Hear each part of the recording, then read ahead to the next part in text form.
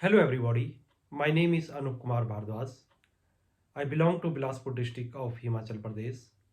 I am former civil services aspirant. My achievements are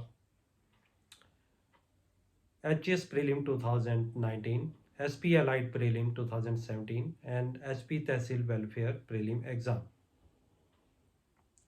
I am here to teach a very interesting topic of physical geography of India and my topic name is Himalayas.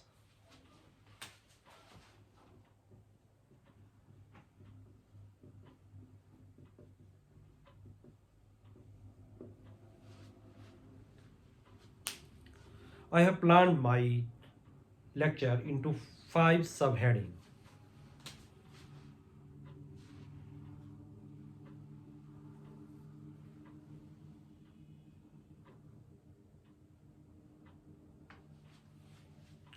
First of all, brief introductions, then location and orientation, then formation and structure, and finally conclusion.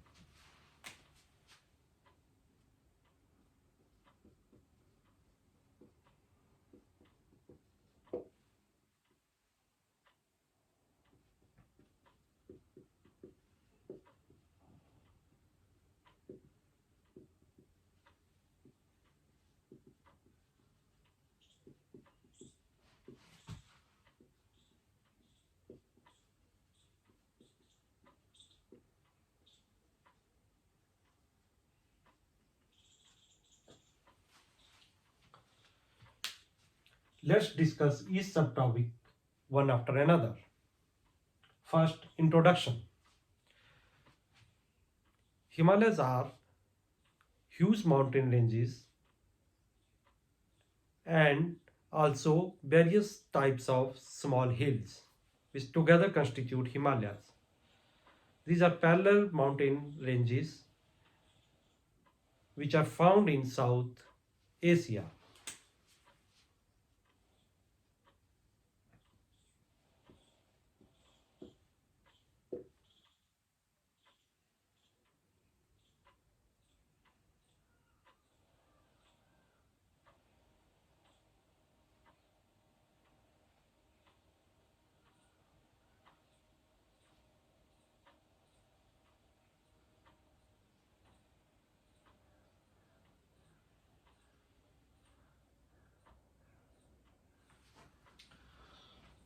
So Himalayas are found in South Asia.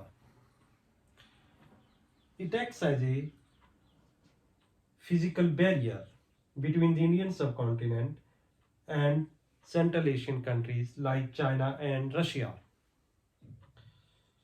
Because mountains are so high that people are unable to access each other. There is a very little connectivity between the people of Indian subcontinent and people of Central Asian countries.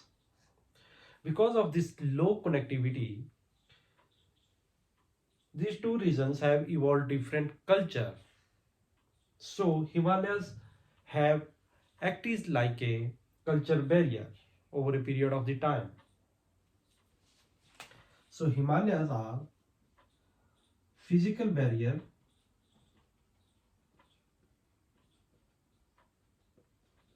and because of the physical barrier it led to the cultural barrier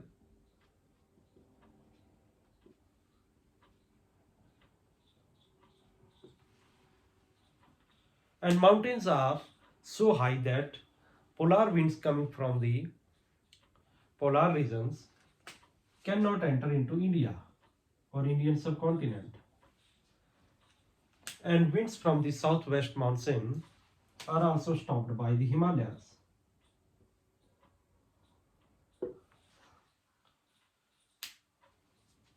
And Himalayas also played very crucial role in the formation of the monsoon. That is why it is also known as climatic barrier.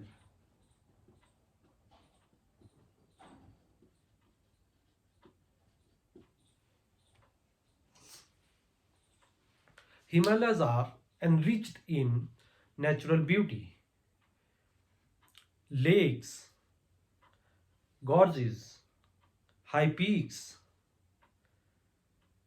beautiful landscape. Because of these reasons, Himalayas have many tourist places like Kullu, Manali, Kufri, Dharamsala, Kedarnath, Badrinath, Darjeeling, and many more.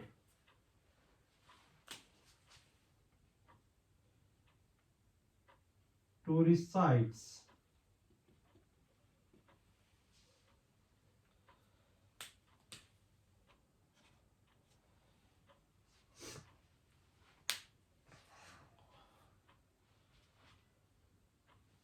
Himalayas are sites for various types of flora and fauna.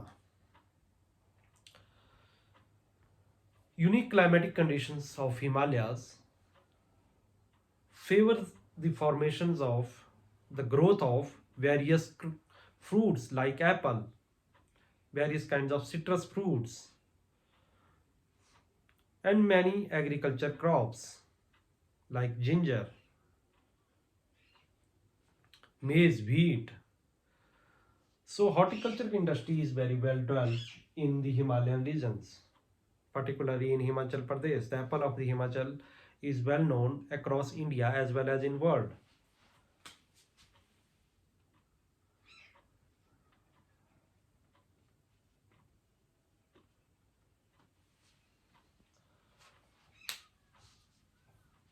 In wild animals also, there are many wild animals like snow leopard, monal, gohar, and many other types of animals are found in Himalayan regions.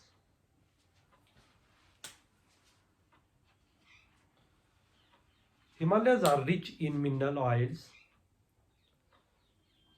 For example, oil and gas have been discovered in geology and Lower Kangra Valley.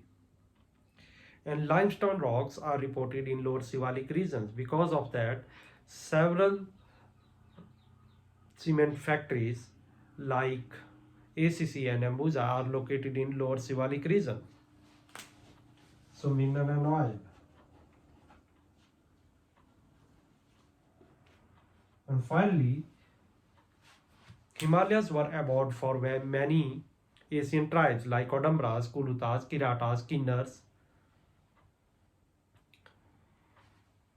and even Alexander had marched into the Himalayas and stopped and retreated from the Himalayas. So Asian tribes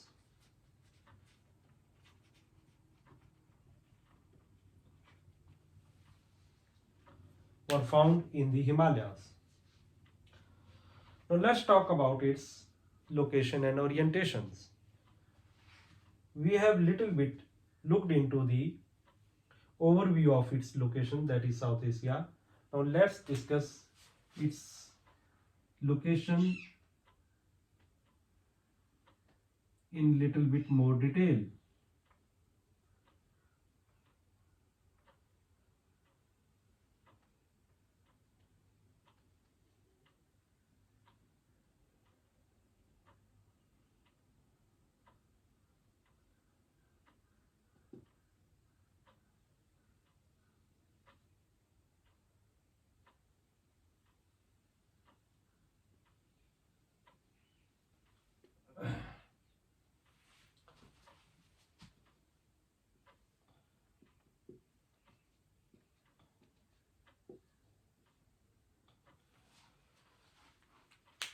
Himalayas are located in the northern boundary of the Indian subcontinent, and it extends from northwest to southeast. But this orientation of Himalayas is not similar everywhere. In many places, for example in Sikkim, it is located in east-west direction, and in case of northeast, it is oriented from north to south. So this is all about its location and orientation.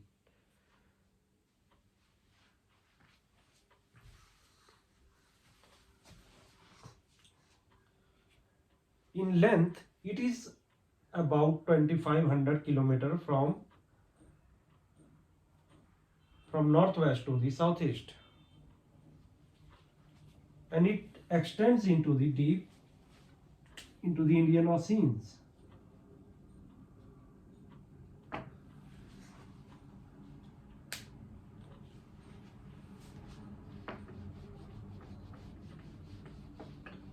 After the location and orientation, let's talk about its formation. Before going into detail of the formation, let me tell that Earth comprises of several plates. These plates are particularly located in the crust region of the lithosphere. And there are 12 major plates and many other smaller plates. These plates move towards each other and move away from each other and also show lateral movements. When these plates move towards each other, they converge. When they converge,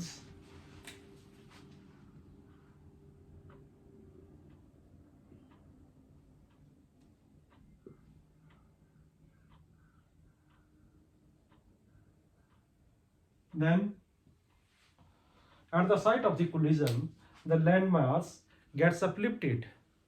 So this is the basic concept behind the formation of the Himalayas. Now let's talk about what are those specific plates which collided in the past and resulted into the formation of the Himalayas.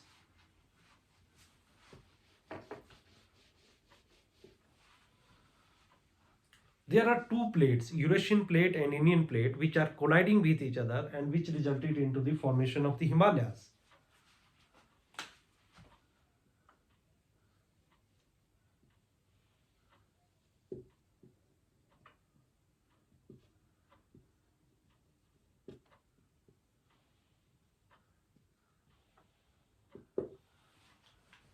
So in Himalayan regions, these two plates are colliding, Indian plate and Eurasian plate. Long time back in the history, there was a Tethys Sea between the Eurasian plate and Indian plate. But as these plates converged, the ocean between these two disappeared. This Indian plate was originally a very large plate and its name was Indo-Australian plate.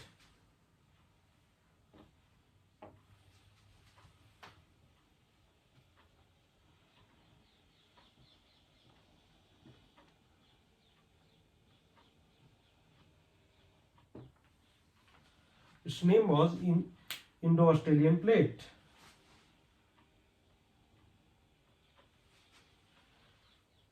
With passage of the time, this Indo-Australian plate moved northward. The northward movement of the Indo-Australian plate is caused by endogenic forces. These endogenic forces are produced by various kinds of the movement inside the earth, particularly due to the magma movement. Now, Indo-Australian plate, when it was moving northward, it split it into two parts, Indian plate and Australian plate. Australian plate moved towards the east and Indian plate moved towards the north. And finally, Indian plate approached the Eurasian plate and both plates collided and resulted into the formation of Himalayas. Even today, both plates are colliding with each other. That is why Himalayas are still rising in the height. Because Himalayas are still rising in heights, that is why Himalayas are known as youngest mountain.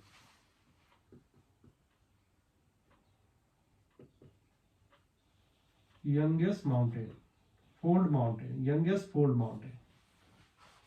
Unlike Aravalli, which are old fold mountains, which are declining in the height. So that's all about formation. Let's talk about structure. Himalayas comprises of four main parts. Lower Himalayas, mid or lesser Himalayas,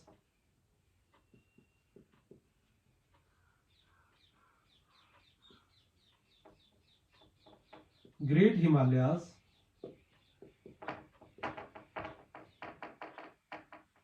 Trans Himalayas.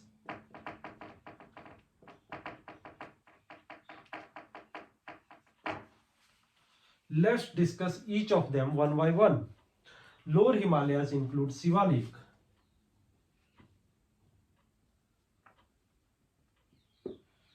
Mid Himalaya include Pir Panjal and Dhauladar.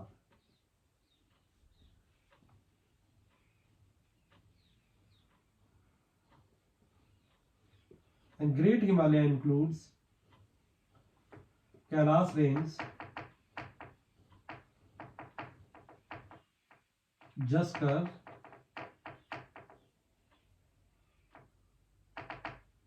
Ladakh,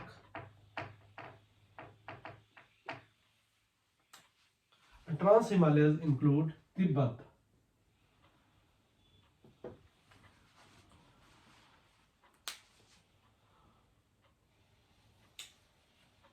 Let me tell a very important thing with regard to your exam.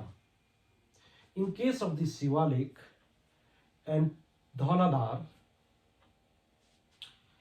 a very important questions are asked in the exam. What are the other names for the Sivalik and what are the other names for the Dhauladar? This is specifically in Himachal state level exams. Such questions are asked. The Sivalik is popularly known as Manak Parvat, and Dhauladar is specifically known as Maulak Parvat.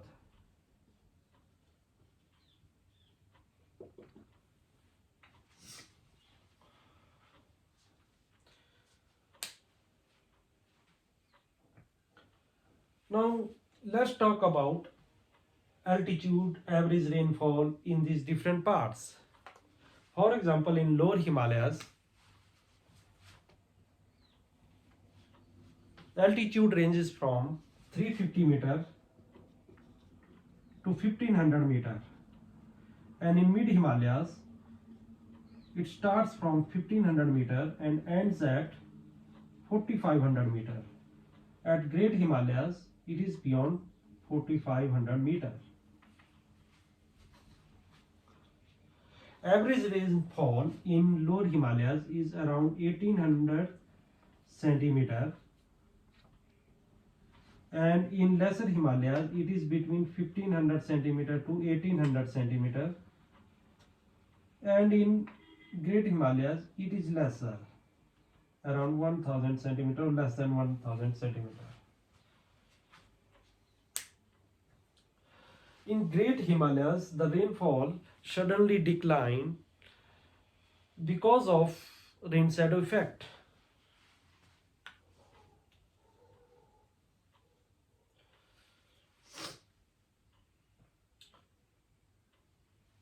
Pir Panjal and Dhauladar are more prominent in district like, for example, Pir Panjal is more prominent in Chamba district, though it extends into Kullu and other district like Mandi also. But Dhauladar, this Pir Panjal constitutes a larger part of mid Himalayas. The most part of mid Himalayas is found by the Pir Panjal, whereas Dhauladar forms northern border of Himalayas, northern border of mid Himalayas, and it is particularly located in Kangra district, though it branches from the Great Himalayan range near Badrinath.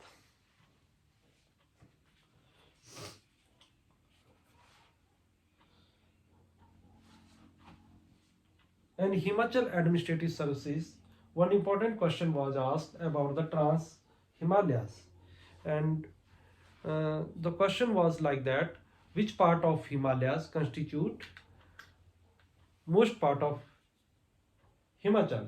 And the answer was Trans Himalayas. So Trans Himalayas constitutes most part of Himachal Pradesh. So this is all about the structure of Himalayas.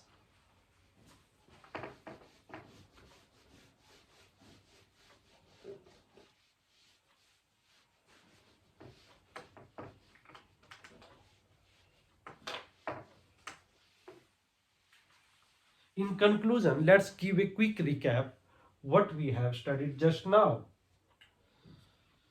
In introductions, we talked about how Himalayas act like a physical, climatic and as well as cultural barrier. We talked about its flora and fauna and why Himalayas are known for tourist size and why horticulture industry as well as cement industry uh, are well developed in Himalayan regions. In location and orientations, we specifically went into detail where are exactly Himalayas are located, and we talked about orientations of various mountain ranges in the Himalayas. In the formation, we talked about how the various plates of the earth crust led to the formations of the Himalaya. In structure, we talked about three parallel ranges which together constitute Himalayas and also Trans Himalayas. And besides this, let me tell finally why this topic is important with regard to your prelim and mains. In prelim,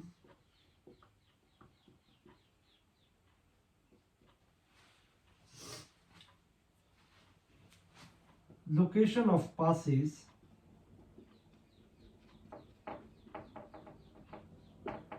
and peaks are very important. And number two, various origin sites of rivers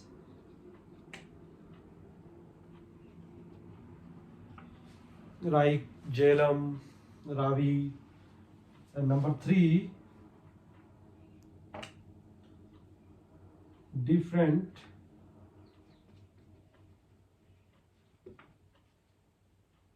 wild animal.